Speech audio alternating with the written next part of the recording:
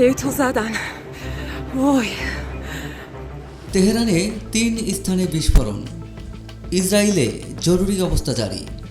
ইরানি সংবাদ মাধ্যম জানিয়েছে, রাজধানী তেহরান এলাকায় 3টি বিস্ফোরণের শব্দ শোনা গেছে। শনিবার 28 ফেব্রুয়ারি ফার্স নিউজ এজেন্সি জানিয়েছে, ইরানের রাজধানীর একাধিক এলাকায় ক্ষেপণাস্ত্র আঘাত হানার খবর পাওয়া গেছে।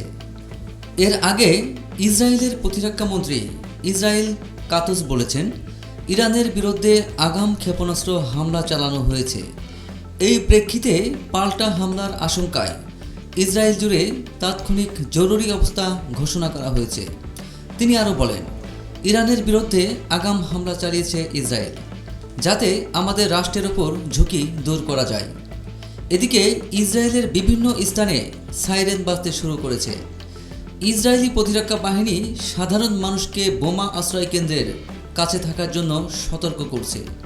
বার্তায় বলা হয়েছে, নিরাপত্তা পরিস্থিতির কারণে সাধারণ মানুষ যেন নিজের নিকটবর্তী সুরক্ষিত আশ্রয়কেন্দ্রে সম্পর্কে সচেতন থাকে এবং অপ্রয়োজনীয় ভ্রমণ এড়িয়ে চলে। এর আগে ইরান ইস্যুতে আলোচনা নিয়ে অসন্তোষ প্রকাশ করেছেন মার্কিন প্রেসিডেন্ট ডোনাল্ড ট্রাম্প।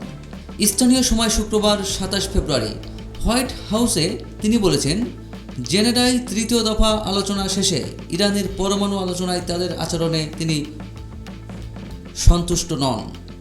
জেনেভায় ইরান যুক্তরাষ্ট্র পারমাণবিক কর্মসূচি আলোচনায় গুরুত্বপূর্ণ অগ্রগতির কথা বললেও চূড়ান্ত কোনো সমঝোতায় পৌঁছাতে পারেনি দুই দেশ। তেহরান প্রয়োজনীয় ছাড় দিতে রাজি না হওয়ায় অসন্তোষ প্রকাশ করেন মার্কিন প্রেসিডেন্ট ডোনাল্ড ট্রাম্প। হোয়াইট হাউসের বাইরে সাংবাদিকদের সঙ্গে কথা বলার সময় তিনি বলেন, যুক্তরাষ্ট্রের দাবি অনুযায়ী ইরান এখনও পারমাণবিক অস্ত্র কর্মসূচি ত্যাগে রাজি নয়। সামরিক শক্তি ব্যবহার করতে না চাইলেও কখনো কখনো তা করতে হয়। ট্রাম্প বলেন, আমরা এখনও কোনো চূড়ান্ত সিদ্ধান্ত নেইনি। তারা যেভাবে আলোচনা করছে তাতে আমরা সন্তুষ্ট নই। আমাদের কাছে বিশ্বের সবচেয়ে শক্তিশালী সামরিক বাহিনী রয়েছে, এর কাছাকাছি কেউ নেই। আমি চাই না সেটি ব্যবহার করতে, কিন্তু কিছু পরিস্থিতিতে তা ব্যবহার করতে হয়।